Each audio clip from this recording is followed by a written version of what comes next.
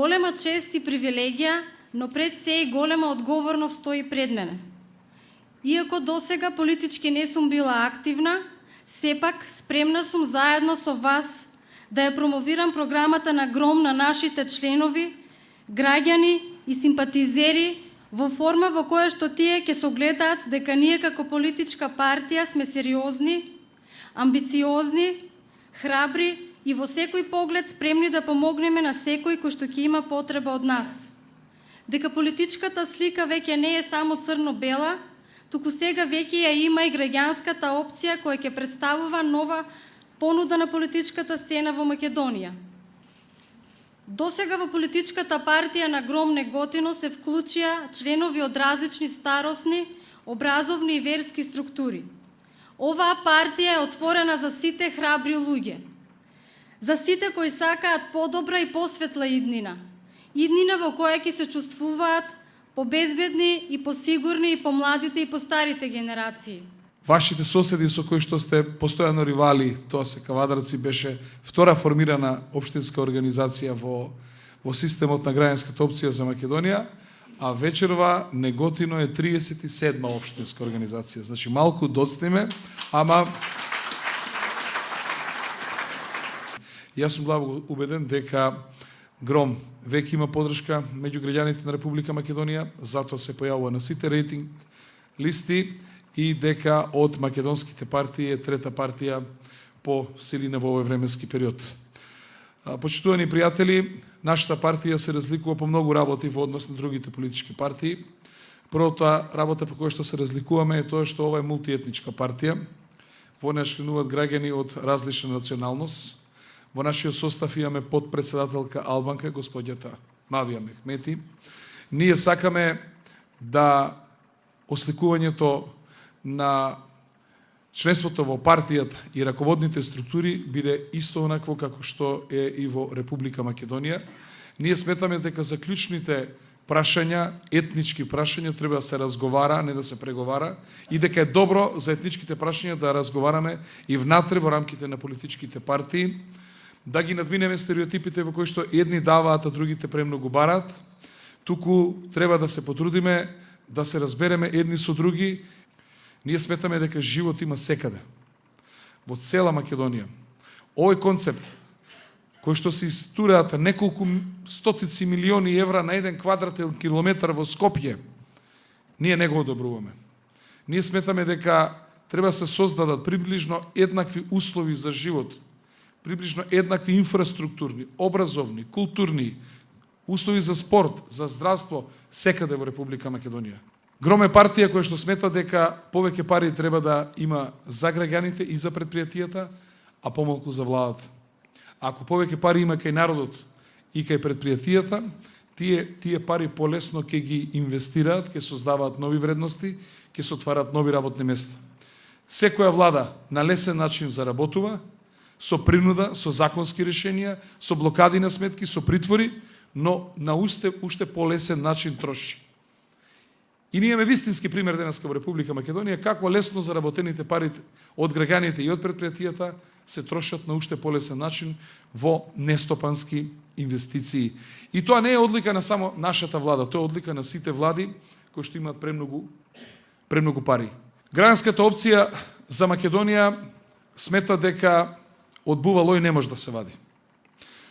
Од земјоделието, каде што профитите се многу ниски, не може да се очекува дека ќе се полни буџетот. Ние сметаме дека треба да се укине данокот на доход на индивидуалните земјоделци. Треба да се укине ДДВ-то и акцизата на нафтата. Треба да се укине ДДВ-то на пестицидите, на семенскиот материјал. Треба да се укине водениот надомест. Сметаме дека со стимулациите и субвенциите не смеат да бидат единствена владина политика во делот на земјоделието. Тие се потребни, но не може да бидат единствени.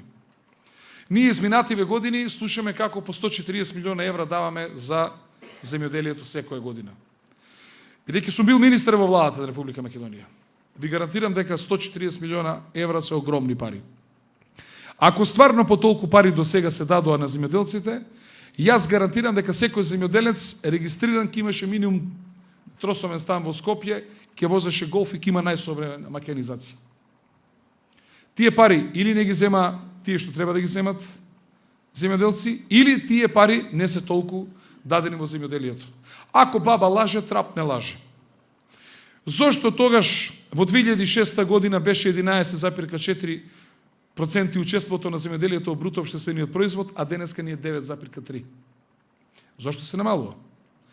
Зошто за 46% се намалени свињите? Зошто се намалени за 17% бројот на кравите? Зошто за 20 кусур насто се намали бројот на овците во Република Македонија? Зошто се намалени за преку 30% козите? Ако ова земјоделска политика е успешна. А фактите и бројките покажуваат дека ова е неуспешна земјоделска политика. Се поставува прашање, каде оди Република Македонија во делот на енергетската ефикасност? Мора да имаме владина политика за поттикнување на штедење на енергија, на зголемување на енергетската ефикасност. Значи, не е само да градиме енергетски капацитети, туку треба и да штедиме енергија. Има еден протокол кој се вика 20-20-20. Тоа значи до 2020 година треба да намалиме 20% емисија на гасови во атмосфера, треба да намалиме потрошувачката енергија за 20% и да воведеме 20% алтернативни извори на електрична енергија. Тоа значи обновливи извори на електрична енергија. Дали тоа ќе биде ветерот, дали ќе биде сонцето, дали грејење ќе правиме на, не знам, водени пумпи и така натаму и така натаму. Во тој дел многу или готово ништо не правиме како држава, како влада. Многу битно прашање е здравството. Почитувани пријатели, длабоко сум убеден дека за 5 години ќе нема кој да не закрпи на клиничкиот центар. Растуривме таа врвна здравствена институција.